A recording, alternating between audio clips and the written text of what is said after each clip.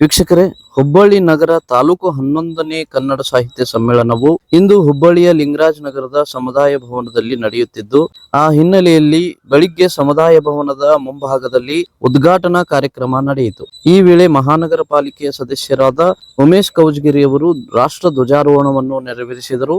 Kannada ಧ್ವಜಾರೋಹಣವನ್ನು doctor Lingaraj ಅಂಗಡಿ ನಡೆಸಿಕೊಟ್ಟರು ಹಾಗೂ ಪರಿಷತ್ತಿನ ಧ್ವಜಾರೋಹಣವನ್ನು ಹುಬ್ಬಳ್ಳಿ ತಾಲೂಕು ಅಧ್ಯಕ್ಷರಾದ ವಿದ್ಯಾ ವಂಟಮುರಿ ನಡೆಸಿಕೊಟ್ಟರು. ಈ ಸಂದರ್ಭದಲ್ಲಿ Viji Patil, Sadashiva Chowshetti, Iranna Emmi, Iranna Kadappanavar, Nirmala Jalaki, doctor MR Patil, doctor HV. Belagali, RM. Gogeri, ಕಟ್ಟಿ ಮಂಗಳಮಾದೇವಿ ಮಹಿಳಾ ಮಂಡಳದ ಸದಸ್ಯರು, ಲಿಂಗರಾಜ್ ನಗರದ ಮಹಿಳಾ ಮಂಡಳದ ಸದಸ್ಯರು, ಪ್ರೋಬಸ್ ಕ್ಲಬ್ನ ಸದಸ್ಯರು, ಲಿಂಗರಾಜ್ ನಗರದ ನಿವಾಸಿಗಳು, ಸರ್ವಾಧ್ಯಕ್ಷರು, ತಾಲೂಕಿನ ಪದಾಧಿಕಾರಿಗಳು, ಶಾಲಾ ಶಿಕ್ಷಕರು ಮತ್ತು ವಿದ್ಯಾರ್ಥಿಗಳು ಭಾಗವಹಿಸಿದ್ದರು. ಆರೋಹಣ ಶ್ರೀ ಉಮೇಶ್ ಗೌಡ ಕೌಜಗೇರಿ, ಸದಸ್ಯರು, ಹುಬ್ಬಳ್ಳಿ ಧಾರವಾಡ ಮಹಾನಗರ ಪಾಲಿಕೆ. ಬಸವ ಪ್ರತಿಷ್ಠಾನದ ಅಧ್ಯಕ್ಷರಾಗಿ ಕೆಲಸ ಮಾಡ್ತಿದ್ದಾರೆ ಮತ್ತು ಈ ಹಿಂದೆ ಹುಬ್ಬಳ್ಳಿಯ ಬಸವೇಶ್ವರ ನಗರದಲ್ಲಿ ಅವರು ಒಂದು ತಿಂಗಳ ಒಂದು ಪ್ರವಚನ ಮಾಡ್ತಕ್ಕಂಥ ಸಂದರ್ಭದಲ್ಲಿ ಸದ್ಯಕ್ಕೆ ಅವರು ತಮ್ಮ ಒಂದು ಪ್ರವಚನವನ್ನು ನೀಡುತ್ತಾ ಉಂಟು. ಹೀಗಾಗಿ ಈ ಒಂದು ಕಾರ್ಯಕ್ರಮ ಮತ್ತೊಮ್ಮೆ ಅವರಿಗೆ ನನ್ನ ಹೃದಯಪೂರ್ವಕವಾಗಿ ಸ್ವಾಗತ ಕೊಡ್ತಿದ್ರೆ.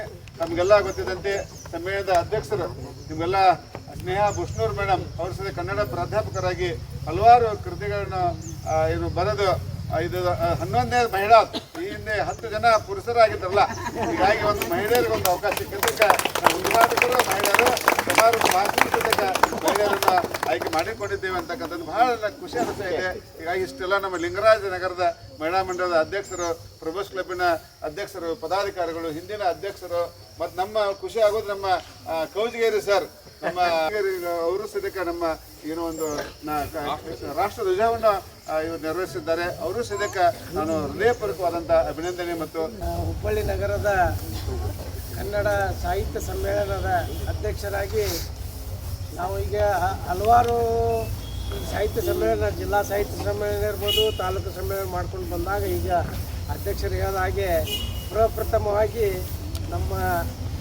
ನಮ್ಮವರೇ ಆದಂಥ ಶ್ರೀಮತಿ ಸ್ನೇಹಾ ಕೃಷ್ಣರವರು ಮೊದಲನೇ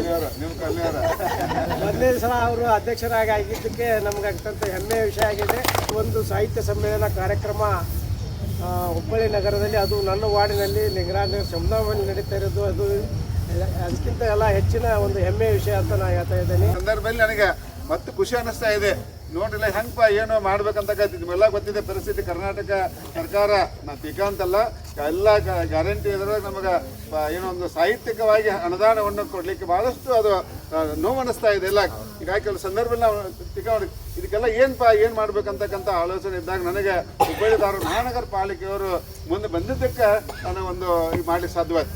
ಅವರು ಪ್ರತಿ ವರ್ಷ ಕೊಡ್ತಾ ಇದ್ದಾರೆ. ನಮಗೆ ಈ ಸಲ ಅವ್ರು ಕೊಟ್ಟಿದ್ದು ಜಿಲ್ಲಾ ಸಮ್ಮೇಳನಕ್ಕೆ 1 ಲಕ್ಷ ರೂಪಾಯಿ, ತಾಲೂಕು ಸಮ್ಮೇಳನಕ್ಕೆ 50, ಈ ಮೊನ್ನೆ ತಾಲೂಕು. ಹೀಗಾಗಿ ಅವರು ಒಂದಿನ ಅಮೌಂಟ್ ಮಾತಾಡಲ್ಲ. ಆಮೇಲೆ ಉಳಿದಂಥ ಜನ ಖುಷಿ ಅನಿಸೋದಿಲ್ಲ.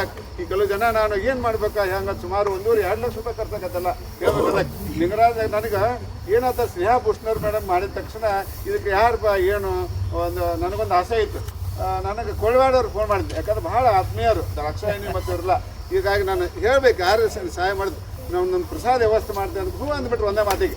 ಹಂಗೆ ಸರ್ ಏನು ಬೇಕಲ್ಲ ಕೊಡ್ತೀನಿ ಅಂತ ನಾನು ಹೇಳಿ ಒದಿಸ್ಕೊಂಡ್ರೆ ಇವತ್ತಿನ ಪ್ರಸಾದ ಒಂದು ಒದಿಸ್ಕೊಟ್ಟಂಥವ್ರು ನಮ್ಮ ಇದು ಕೊಳವಾಡಿ ಗ್ರೈನೇಟ್ಸ್ ಅವರು. ಹೀಗಾಗಿ ಅವ್ರನ್ನ ಆಯ್ತು. ಆಮೇಲೆ ಮತ್ತು ಇನ್ನೂ ಬಹಳಷ್ಟು ಎಲ್ಲ ಇದ್ದಾವೆ, ನಾನು ಎಲ್ಲ ಹೆಸರು ಹಾಕಿನೆಲ್ಲ. ಇಲ್ಲಿ ನಮಗೆ ಸೌಂಡ್ ಸಿಸ್ಟಮ್ ಅನುಕೂಲ ಸಂಭಾಜಿ ಕಲಾ ನಾವು ಕೊಡ್ತೇವೆ ಅಂತಂದ್ರೆ ನಾನು ಹೇಳೋ ಉದ್ದೇಶ ಅಂದರೆ ಅದು. ಆಮೇಲೆ ನಮ್ಮ ಕೌಜಗೇರಿ ಸರ್ ಇಲ್ಲ ನಾನು ಕೊಡ್ತೇನೆ ಅಂತ ಅವ್ರು 10,000 ರೂಪಾಯಿ ಕೊಟ್ಟರು. ಇದು ಮೆರವಣಿಗೆ ನಾನು ಹೇಳೋ ಉದ್ದೇಶ. ಆಮೇಲೆ ಇಲ್ಲಿಗೆ ಪೆಂಡಾಲ ವ್ಯವಸ್ಥೆ ಸುಮಾರು 15-23 ರೂಪಾಯಿ ಖರ್ಚಾಗತ್ತೆ. MS ಪಟ್ಟಣ ಶೆಟ್ಟಿ ಸರ್ ಫೋನ್ ಮಾಡಿದಾಗ ಏನು ಮಾಡ್ತಾರೆ ಅವ ಲೇಬರ್ ಚಾರ್ಜ್ ಕೊಡಂದ್ರೆ ನಾ ಹೇಳೋ ಉದ್ದೇಶ. ಈ ರೀತಿಯಾಗಿ ಇದಕ್ಕೆಲ್ಲ ನಾ ಹೇಳೋ ಉದ್ದೇಶ ಅಂದ್ರೆ ನಮ್ದೆಲ್ಲ ಲೆಕ್ಕ ಟ್ರಾನ್ಸ್ಪರೆನ್ಸಿ ಇರಬೇಕು. ಇದ್ರೊಳಗೆ ನಾವು ಏನೋ ಕೆಲವು ಏನೇನೋ ಟೀಕೆ ಟಿಪ್ಪಣಿ ಮಾಡ್ತಾರೆ. ಬಟ್ ನಾವು ಬಂದಂಥ ಒಂದು ಹಣದಲ್ಲಿ ಭಾಳ ಒಂದು ಅದು ನನ್ನ ಏನು 3 ಅವಧಿ ನಂದು ಎಕನಾಮಿಕ್ಸ್ ಸಬ್ಜೆಕ್ಟ್, ಸಾಹಿತ್ಯ ಅಲ್ಲ, ಎಲ್ಲ ಕನ್ನಡ ಸಬ್ಜೆಕ್ಟೆಲ್ಲ ಇವರೆಲ್ಲ ಕನ್ನಡ ದಿಗ್ಗಜರಲ್ಲ. ನಮ್ಮ ಬಸವರಾಜ್ ಕಟ್ಟಿಮನಿ, ವರದರಾಜ್ ಹೂವಿಲುಗಳವರು, ಕಾಪ್ಸೆ ಸರ್, ಆಮೇಲೆ ನಮ್ಮ ಶಿವಾನಂದ ಗಾಡಿಯವರು, ಆಮೇಲೆ ರಾಜೂರ್ ಸರ್ ಎಲ್ಲ ಅಂತ ಒಂದು ಕನ್ನಡ ದಿಗ್ಗಜರಾದಂಥ ನಾನು 3 ಅವಧಿ ಒಳಗೆ ಕೆಲಸ ಮಾಡಿದ್ದಕ್ಕೆ ನನ್ನ ಲೆಕ್ಕ ಚೊಕ್ಕಿದ್ದಕ್ಕೆ ನಾನು 3 ಅವಧಿ ಆಗಿದ್ದೇನೆ ಅಂತಕ್ಕಂಥದ್ದು. ಮತ್ತು ಇದೇ ಹೇಳ್ತಕ್ಕಂಥ 3ಕ್ಕೆ ಸಮಾಜಕ್ಕೆ 3 ಹೋಗ್ತದೆ ಮತ್ತು ಮುಂದೆ ಚುನಾವಣೆಗೆ ನಿಲ್ಲೋದಿಲ್ಲ ಅಂತಕ್ಕಂಥ ಸದ್ಯಕ್ಕೆ ನಾನು ಘೋಷಣೆ ಮಾಡ್ತೇನೆ. ಹೀಗಾಗಿ ನಾನು ಹೇಳೋ ಉದ್ದೇಶ ಮಾಡಿಸಲ್ಲ. ಸಂದೀಪ್ ಉದ್ಯಾಳಾಗಲಿ ನನಗೆ ಭಾಳ ಖುಷಿ ಆಗೋದಂದ್ರೆ ನಮ್ಮ ಸಂಧ್ಯಾ ದೀಕ್ಷಿತ್ ಮೇಡಮ್, ಗಿರ್ಜಾ ಅವರು ಕಳೆದ ನಮ್ಮ ತೋಪ್ಖಾಣೆಯವರು ನೋಡ್ರಿ, ತೋಪ್ಖಾಣೆಯವರು ಅಧ್ಯಕ್ಷ ಆದಾಗಿಂದ ಅವ್ರು ಕೆಲಸ ಮಾಡ್ತಾ ಇದ್ದಾರಲ್ಲ. ಈ ಸಲ ಅವ್ರದ್ದು ರಂಗೋಲಿ ಹಾಕೋದ ಲಿಂಗರಾಜದಾಗ ಮಹಿಳಾ ಮಂಡಳ ಮಾಡಿದ್ರು. ಇವತ್ತೆಲ್ಲ ಕಾಯಿ ಅವರೇ ಮಾಡ್ಯಾರಲ್ಲ. ಬಟ್ ನಮ್ಮ ಲತಾ ಎಲ್ಲ ಹೇಳಿದ್ದಕ್ಕೆ ಭಾಳ ಚೆನ್ನಾಗಿ ಮಾಡಿದ್ರು. ನೋಡ್ರಲ್ಲ, ಇನ್ನೂ ಖುಷಿ ಆಗ್ತದೆ. ಹೀಗಾಗಿ ನೋಡ್ರಿ, ಈಗ ನಮ್ಮ ಇಲ್ಲಿ ಆಗಿದ್ದು ಹೇಳ್ತಾನೆ ನಮ್ಮ ತೋಪ್ಖಾಣೆ ಅವರು, ಗೋಗೇರ್ ಸರ್, ಕೆ ಶರ್ಮಾ ಸರ್, ಆಮೇಲೆ ವಾಲಿ ಸೆಟ್ರು, 12 ಮಠ ಅವರು, ಕಣಿಕೇರ್ ಸರ್, ಗೋವಿಂದ ಮನ್ನೂರವರು, ಮರಿಗೌಡರು, ಮರಿಗುದ್ದಿ ಅವರು, ಕೌದಿಲ್ ಸರ್, ಇಷ್ಟು 10 ಜನ ಸಮ್ಮೇಳನ ಅಧ್ಯಕ್ಷ ಮಾಡಿದ್ದಾರೆ. 10 ಸಮ್ಮೇಳನಕ್ಕೆ ಅವರೆಲ್ಲ ಕೂಡ್ಕೊಂಡು ಭಾಳ ಸಹಾಯ ಸಹಕಾರ ಮಾಡ್ತಾರೆ. ಹೀಗಾಗಿ ನಮ್ಮ ವಿದ್ಯಾ ವಂಟಮೂರಿ ಅವ್ರ ಸದ್ಯಕ್ಕೆ ತಾಲೂಕು ಅಧ್ಯಕ್ಷರು ಅವರು ಸದ್ಯಕ್ಕೆ 3 ಸಮ್ಮೇಳನ, ಮರಿಗುದ್ದಿ ಅವ್ರದ್ದು, ಕೌದಿಲ್ ಸರ್, ಈ ರೀತಿಯಾಗಿದೆ. ಇಂಥ ಒಂದು ಒಳ್ಳೆಯ ಕಾರ್ಯಕ್ರಮ ಭಾಳಷ್ಟು ಜನ ಸಹಾಯ ಸಹಕಾರ ಮಾಡಿ ಇನ್ನೂ ಭಾಳ ಕನಸದಾವ. ಕನಸಂದ್ರೆ ನನಗೆ ಸಾಹಿತ್ಯ ಪರಿಷತ್ನಲ್ಲಿ ಲೀಸ್ ಇನ್ನೂ ಕಂಟಿನ್ಯೂ ಆಗಿಲ್ಲ. ಭಾಳ ಸಮಸ್ಯೆ ಆಗ್ತಾಯಿದೆ. ಗಾಳಿ ಸರ್ ಭಾಳ ಕೆಲಸ ಮಾಡಿದರು. ಬರೀ 5 ವರ್ಷ ಲೀಸ್ ಕೊಟ್ಟಿದ್ರು ಮೇಡಮಲ್ಲ, ಸುಮಾರು 40 ವರ್ಷ ಅಥವಾ ಲೀಸ್ ಇದಕ್ಕೆ ಕಂಟಿನ್ಯೂ ಮಾಡಿ ಭಾಳ ಪ್ರಯತ್ನ ಮಾಡ್ತಿದ್ವಿ. ಎಷ್ಟೋ ಶಾಸಕರ ಮನೆಗೆ ಅವ್ರ ಮನೆಗೆ ಕೈ ಮುಗಿದು ಕಾಲು ಬೀಳೋದು ನೋಡ್ತಲ್ಲ. ಜಿಲ್ಲಾಧಿಕಾರಿಗಳ ಸದ್ಯಕ್ಕೆ ಪದವಿ ಕೊಟ್ಟು ಬಂದಿವಿ. ಲಾಸ್ಟ್ ಇಯರ್ ಸದ್ಯಕ್ಕೆ ನಮ್ಮ ಜಿಲ್ಲಾ ಸಮ್ಮೇಳನ ದಿವ್ಯಾ ಪ್ರಭು ಮೇಡಮ್ ಅವ್ರಿಗೆ ಅವ್ರು ಏನು ಕೇಳಿದ್ರು, ಮೇಡಮ್ ಏನು ಬೇಡ, ಅಖಿಲ ಭಾರತ ಕನ್ನಡ ಸಾಹಿತ್ಯ ಸಮ್ಮೇಳನದಲ್ಲಿ 27 ಲಕ್ಷ ಇದೆ, ಅದು ನಮ್ಗೆ ಜಮಾ ಮಾಡಬೇಕು, ಲೀಸ್ ಕಂಟಿನ್ಯೂ ಮಾಡ್ಬೇಕಂತ 1 ವರ್ಷ ಅದ್ರ ಸದ್ಯಕ್ಕೆ ಹಂಗೆ ಮಾತಾಡಿ ಹೋಗ್ಬಿಟ್ಟಲ್ಲ. ನೀವು ಅನಿಸುತ್ತಲ್ಲ. ಈ ರೀತಿಯಾಗಿ ಜಿಲ್ಲಾ ಆಡಳಿತನವರು ನಂತ ಸಾಹಿತ್ಯ ಪರಿಷತ್ತಿಗೆ ನಮಗೆಲ್ಲ ಹಿಂದೆಲ್ಲ ಮಹೇಶನ್ DC ಇದ್ದಾಗ 400% ಇದ್ದಾಗ 1 ಎಕರೆ 11 ಗುಂಟೆದಾಗ ಕೊಟ್ಟರು. ಈಗ ಲೀಸ್ ಮಾಡೋಕೆ ಹಿಂದೆ ಮುಂದೆ ಮಾಡಕತ್ತಾರೆ. ಅಕಸ್ಮಾತ್ ಈಗ ಐದು ಜಗತ್ತು ಭಾಳ ಸಮಸ್ಯೆ ಆಗಿದ್ದು. ಈಗ ಆಡಳಿತ ಯಾವುದೇ ಆಗಲಿ ನಮ್ಮ ಪಕ್ಷಾತೀತವಾಗಿ ಮಾತಾಡ್ತಾ ಇದ್ದೀನಿ. ನಮ್ಮ ಪ್ರತಿನಿಧಿಗಳು ಸರಿಯಾಗಿ ನಮಗೆ ಸ್ಪಂದನೆ ಆಗೋದು ಕಣ್ಣಿಗೆ ನೋವು ಅನಿಸ್ತದೆ. ಕಣ್ಣ ನೀರು ಬರ್ತಾ ಇದ್ದಾವ. ಈಗ ಎಷ್ಟೋ ಹೆಸರು ಹೇಳಕ್ಕೆ ಹೋದ್ರೆ ಮನೆಗೆ ಹೋದ್ರೆ ಲೆಟರ್ ಸದ್ಯಕ್ಕೆ ಕೊಡಲಿಲ್ಲ ಅಂತ ಆಗಿದೆ. ಈಗ ನನ್ನ ಕನಸು ಏನಪ್ಪ ಅಂದ್ರೆ ಸಾಹಿತ್ಯ ಪರಿಷತ್ತಿಗೆ ನಾನು ಇನ್ನೂ ಮೇಯರ್ ಅವ್ರ ಸದ್ಯಕ್ಕೆ ನಮ್ಮ ಸಾಹಿತ್ಯ ಪರಿಷತ್ತಿಗೆ ಬಂದಾಗ ಭಾಳ ನಾನು ಭಾಳ ಅವ್ರ ಮೇಲೆ ತಾಯಿ ಸ್ವರೂಪವಾಗಿ ತಿಳ್ಕೊಂಡು ಸನ್ಮಾನ ಮಾಡಿ ಅವ್ರು ಹೇಳಿದ್ರು, ಮೇಡಮ್ ಬಿಲ್ಡಿಂಗ್ ಸೊರಾಕತ್ತೈತಿ ಮೇಡಮ್, ಕೈ ಮುಗಿದಾರೆ. ಅವತ್ತು ಮಾತು ಕೊಟ್ಟರು ಅವ್ರು. ಏನಂತಂದ್ರೆ ನಾನು ಟೀಕೆ ಅಂತಲ್ಲ, ಅಂಗಡಿಯವ್ರು ನನ್ನ ಮೇಯರ್ ಫಂಡ್ 5 ಲಕ್ಷ ರೂಪಾಯಿ ಹಣ ಕೊಡ್ತೀವಿ ಅಂದರು. ಆಮೇಲೆ ಕೇಳಿದಾಗ ಏನೇನು ಹೇಳಿದ್ರು ಹಂಗಂತೆ ಹೋಗ್ಬಾರ್ದು. ನಂಗೆ ನೋವು ಅನಿಸ್ತಲ್ಲ.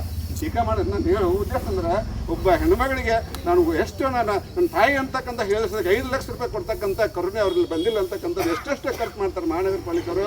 ದಯವಿಟ್ಟು ಸರ್ ನಿಮ್ಮ ಇವ್ರ ಮುಂದೆ ಹೇಳ್ತೇನೆ, ಇಂಥ ಪರಿಸರವನ್ನು ಉಳಿಸ್ಕೊಂಡು ಬೆಳೆಸ್ಕೊಂಡು ಹೋಗ್ತಕ್ಕಂಥ ಒಂದು ಜವಾಬ್ದಾರಿ ಆಗಬೇಕು. ನಮಗೆ ನೋವು ಏನಕ್ಕಂತಾರೆ, ಇಂಥ ಆದಾಗ ವಿರುದ್ಧ ಮಾತಾಡುವಂಥ ಶಕ್ತಿ ಯಾರೂ ಇಲ್ಲ ಅಲ್ಲ. ಇವಾಗ ಯಾವ ರಾಜಕಾರಣ ಮಾತಾಡಲ್ಲ. ಪಾಟೀಲ್ ಪುಟ್ಟಪ್ಪ ಇದ್ದರು, ಪಾಟೀಲ್ ಪುಟ್ಟಪ್ಪನ ಜೊತೆಗಿಲ್ಲ. ಹೀಗಾಗಿ ನನ್ನ ನೋವನ್ನು ಹೇಳ್ಕೊತೀನಿ. ದಯವಿಟ್ಟು ಸಾರ್ವಜನಿಕರು ಪೇಪರ್ಗೆಲ್ಲ ಬಂತು, ಪ್ರಜಾವಾಣಿ ಬಂತು, ವಿಜಯ ಕರ್ನಾಟಕ ಬಂತು, ಸಂಯುಕ್ತ ಕರ್ನಾಟಕ ಬಂತು. ಒಬ್ಬ ಪ್ರತಿನಿಧಿನೂ ಇಲ್ಲಪ್ಪ ನಾನು ಸಾಹಿತ್ಯ ಪರಿಷತ್ತಿಗೆ ಸಹಾಯ ಮಾಡ್ತಿದ್ದು ಒಬ್ಬರು ನಾನು ಪೂರ್ಣ ಮಾಡಲ್ಲ, ಯಾರು ಮಾಡಲ್ಲ. ಇಂಥ ವ್ಯವಸ್ಥೆ ಯಾವ ರೀತಿ ನಾನು ಕೆಲಸ ಮಾಡೋಕ್ಕೆ ತಿಳ್ಕೊರಿ. ಹೀಗಾಗಿ ನಾನು ಟೀಕೆ ಅಂತಲ್ಲ, ದಯವಿಟ್ಟು ಇಂಥ ಇದಕ್ಕೆ ಅಟ್ಲೀಸ್ಟ್ ಮಹಾನಗರ ಪಾಲಿಕೆಯವರು 1 ಲಕ್ಷ ಜಿಲ್ಲಾಕ್ಕೆ 55 ಕೊಟ್ಟಿರಲ್ಲ, ಅದಕ್ಕೂ ಮತ್ತೆ ಅದನ್ನು ಸದ್ಯಕ್ಕೆ ತಪ್ಪು ತಿಳ್ಕೊಂಬರ್ತಾರೆ. ಈಗ ಪರಿಷತ್ತಿನ ಒಂದು ಒಳ್ಳೆಯ ಕೆಲಸ ಆಗಂತ ಹೇಳ್ತಾ, ಯಾಕೆ ಜನಪ್ರತಿನಿಧಿಗಳು ಸಾಧ್ಯವಾದಷ್ಟು ಸಾಹಿತ್ಯಿಕವಾಗಿ ಈ ಮೊಬೈಲ್ ಯುಗದಲ್ಲಿ ಭಾಳ ಹಾಳಾಕತ್ತವಲ್ಲ, ಇಂಥ ಒಂದು ಇದಕ್ಕೆ ಕಾರ್ಯಕ್ರಮ ಬಂದು ಮಾಡ್ಬೇಕಂತ ಮತ್ತೊಮ್ಮೆ ಈ ಸಂದರ್ಭದಲ್ಲಿ ನಮಗೆ ಸಹಾಯ ಸಹಕಾರ ಮಾಡಿದಂಥ ಎಲ್ಲ ಜನರಿಗೆ ವಂದಿಸ್ತಾ, ದಯವಿಟ್ಟು ಎಲ್ಲರೂ ಪ್ರಸಾದ ಸ್ವೀಕಾರ ಮಾಡ್ರಪ್ಪ. ಇನ್ನೊಂದು ನಾನು ಖುಷಿ ಆಗತ್ತೆ ಹೇಳಬೇಕಲ್ಲ, ನಾವು ಸಂಜೆ ಬಂದು ಬರೀ ನಾವು ಚುನ್ಮರಿ ಚಹಾ ಅಷ್ಟೇ ಕೊಡ್ಬೇಕಂತಿತ್ತು. ನಾನು ಕೊಟ್ಟಿಗೆಯವರು ಕೌದಿಲ್ ಸರ್ ಕೂಡ್ಕೊಂಡು ನಮ್ಮ ಇವರು ನಮ್ಮ ಯಾರು ಲೀಲಾವತಿ ಹೋಟೆಲ್ ಬಾಲಕ್ಕೆ ಹೋಗಿದ್ದೆ, ರಾಜೇಂದ್ರ ಶೆಟ್ಟಿ ಅವ್ರಿಗೆ ಹೋಗಿ ಕೇಳಿದಾಗ ಅವ್ರು ಹೇಳಿದ್ರು, ಇಲ್ರಿ ಎಷ್ಟು ಬೇಕು 50 ಸಾವಿರ ಬೇಕಾದಾಗ ಸಂಜೆ ಮುಂದೆ ಎಲ್ಲರಿಗೂ 2 ಸ್ವೀಟು ಏನು ಬೇಕಾದ್ರೆ. ಹೀಗಾಗಿ ನಾವು ಮತ್ತೆ ಮಾಡಿದ್ವಿ. ಸಂಜೆ ಮುಂದೆ ನಿಮಗೆಲ್ಲ ಚಲೋ ಏನೋ ತುಪ್ಪದ ಅವಲಕ್ಕಿ ಮಜ್ಜಿ ಒಂದು ಸ್ವೀಟ್ ಸದ್ಯಕ್ಕೆ ನಾನು ಹೇಳುವುದು ಈ ರೀತಿ ಅನ್ನ ಅಂದ್ರೆ ಯಾರಾದ್ರೂ ಬಂದೇ ಬರ್ತಾರೆ. ಈ ಸಂದರ್ಭದಲ್ಲಿ ಬಹಳಷ್ಟು ಜನ ಹೇಳ್ಬೇಕು, ನೀವು ಸದ್ಯಕ್ಕೆ ಮಾಡ್ಯಾರ ಅಂತ ಹೇಳ್ತಾ ಮತ್ತೊಮ್ಮೆ ಇನ್ನೂ ಹೇಳ್ತಾರೆ. ರಾಜೇಂದ್ರ ಶೆಟ್ಟಿ ಅವರು ಸಂಜೆ ಮುಂದೆ ಅಂತೂ ವ್ಯವಸ್ಥೆ ಮಾಡಿದ್ದಾರೆ, ಮಹಾದೇವಪ್ಪನವ್ರು ಮಾಡಿದ್ದಾರೆ, ಸಂತೋಷ್ ಶೆಟ್ಟಿ ಅವ್ರು ಮಾಡಿದ್ದಾರೆ. ಈಗ ಇನ್ನೂ ಭಾಳಷ್ಟು ಜನ ಇದೆ, ಅದೆಲ್ಲರೂ ಮತ್ತೆ ನೆನಪಾಗಬಾರ್ದು. ಮತ್ತು ಬರೋದು ಎಲ್ಲರಿಗೂ ಸಂಜೆ ಮುಂದೆ ಥ್ಯಾಂಕ್ಸ್ ಹೇಳ್ತಾ ಅಂತ ಹೇಳ್ತಾ ನಮ್ಮ ಸಾಹೇಬರು ಸದ್ಯಕ್ಕೆ ಮಾಡಿದ್ದಾರೆ ಅಂತ ಹೇಳ್ತಾ ಇಷ್ಟು ದಯವಿಟ್ಟು ಯಾರು ತಪ್ಪು ತಿಳ್ಕೊಬಾರ್ದು. ನೋವು ಅನಿಸ್ತಾ ಇದೆ. ಒಳ್ಳೇದಾಗಬೇಕು, ಸಾಹಿತ್ಯ ಪರಿಷತ್ ಉಳಿಸ್ಬೇಕು, ಬೆಳೆಸ್ಬೇಕಲ್ಲ. ಇಲ್ಲೇ ಇದ್ರೆ ಏನು ಹಾಕೋದಾರಲ್ಲ. ಇಂಥ ಒಂದು ಎಷ್ಟೋ ಜನ ಮಾಡಿದ ಯಾವ ಕನಸು ಧಾರವಾಡ ಜಿಲ್ಲೆ 1 ಎಕರೆ 11 ಗುಂಟೆ ಎಲ್ಲಿ ಇಲ್ಲ ಅಂತ ಒಂದು ದೊಡ್ಡ ಇದೆ. ಅದ್ರ ಬಟ್ ಅದಕ್ಕೆ ನಿರ್ವಹಣೆ ಮಾಡ್ಲಿಕ್ಕೆ ನಮ್ಗೆ ಸಾಧ್ಯವಾಗ್ತಾಯಿಲ್ಲ. ಅದು 3ನೇ ಅವಧಿಯಲ್ಲಿ ಭಾಳ ನೋವು ಅನಿಸ್ತಾ ಇದೆ.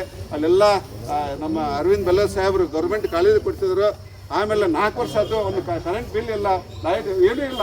ಅವೇನು ಪ್ರತಿ ತಿಂಗಳು 10,000 ರೂಪಾಯಿ ಕೈಲಿಂದ ಹಾಕಾಗ್ತಾವಲ್ಲ. ಇಂಥ ಒಂದು ಪರಿಸ್ಥಿತಿ ಒಳಗೆ ದಯವಿಟ್ಟು ಏನಪ್ಪ ಅಂಗಡಿ ಅಂತ ಹೇಳ್ತಾರೆ, ಇದು ನೋವಿನ ಇದಾಗಿದೆ. ದಯವಿಟ್ಟು ಜನಪ್ರತಿನಿಧಿ ನಮಗೆ ಸಹಾಯ ಸಹಕಾರ ಮಾಡ್ಬೇಕಂತ ಹೇಳ್ತಾ, ಮತ್ತು ಇದಕ್ಕೆ ಸದ್ಯಕ್ಕೆ ನನ್ನ ಕಲ್ಕೋಟಿ ಸರ್ ಕೇಳಿದಾಗ ಆಯ್ತರ ಅಂಗಡಿ ನೀವು ಏನು ಕೊಡೋದು ಬೇಡ ಅಂತ ಕೇಳಿದ್ರೆ ಇಂಥ ಎಲ್ಲ ಒಂದು ವ್ಯವಸ್ಥೆ ಆಗುತ್ತೆ ಅಂತ ಎಲ್ಲರನ್ನೂ ಸಹಾಯ ಸಹಕಾರ ಎಲ್ಲರನ್ನೂ ನನ್ನ ಕುಟುಂಬದಿಂದ ವೈಯಕ್ತಿಕವಾಗಿ ನಿಮ್ಮೆಲ್ಲರಿಗೂ ನನ್ನ ಇದು ಮಾಡ್ತೀನಿ. ಹೀಗಾಗಿ ನನಗೆ ಯಾಕಂದ್ರೆ ಹೇಳಿ ನನ್ನ ಧೈರ್ಯ ಇದೆ. ನನಗೆ ಏನಂದ್ರೆ ಅಕಸ್ಮಾತ್ ಯಾರು ಕೊಡ್ಲಿಕ್ಕೆ ಅಷ್ಟು ಹೋದ್ಪ. ನನ್ನ ಮಗಳು ಸದ್ಯಕ್ಕೆ ವರ್ಷಕ್ಕೆ 70 ಲಕ್ಷ ಪಗಾರ ಬರ್ತದೆ. ನಂಗೆ ಏನು ಶ್ವೇತಾವ ಯಾರು ಕೊಡದೆ ನೀವು ಕೊಡಂತೇಳಿ ಆಯ್ತು ಅಂತೇಳಿ ಈ ರೀತಿಯಾಗಿ ನಾನು ಅಂದರೆ ಜವಾಬ್ದಾರಿ ವಹಿಸಿಕೊಂಡಿದ್ದ ವ್ಯಕ್ತಿಗೆ ಕೆಲಸ ನಿಲ್ಲಬಾರ್ದು ಅಂತ ಒಳ್ಳೆಯ ರೀತಿ ಆಗಬೇಕಂತಕ್ಕಂಥ ಕೆಲಸ ನಿಮ್ಮ ಆಶೀರ್ವಾದ ನನ್ನ ಮೇರ್ಲಿ ಇರಲಿ ಅಂತೇಳಿ ಮತ್ತೊಮ್ಮೆ ಒಂದಿಸಿ ನನ್ನ ಮಾತನ್ನು ಮುಗಿಸ್ತೀನಿ.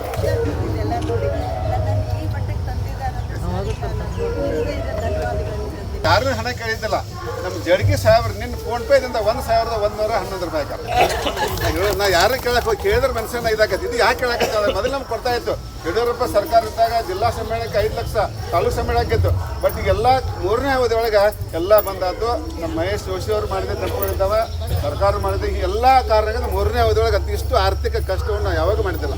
ಇದು 3ನೇ ಅವಧಿ ಒಳಗೆ ಇಂಥ ಆಗಿದೆ ಅಂತಕ್ಕಂಥ ಮಾತನ್ನು ಹೇಳ್ತಾ ಇದ್ದೀನಿ. ಮತ್ತೊಮ್ಮೆ ಜಡ್ಗಿ ಸಾಹೇಬರಿಗೆ ಧನ್ಯವಾದಗಳು. ಊರೆಲ್ಲ ನೆಂಟರು ಕೇರಿಯೆಲ್ಲ ಬೆಳಗ ದಾರುಣಿಯೇ ಕುಲದೈವ ಆಗಿರಲು ಯಾರನ್ನು ಬಿಡಲಿ ಸರ್ವಜ್ಞ ಎನ್ನುವಂತೆ ಅವರಿವರನ್ನದೇ ಇಲ್ಲಿ ಆಗಮಿಸಿದಂತ ಎಲ್ಲ ಕನ್ನಡ ಅಭಿಮಾನಿಗಳಿಗೂ ಎಲ್ಲರ ಪರವಾಗಿ ಧನ್ಯವಾದಗಳನ್ನು ಅರ್ಪಿಸ್ತಾ ಇದ್ದೇನೆ. ಜೈ ಹಿಂದ್, ಜೈ ಕನ್ನಡ.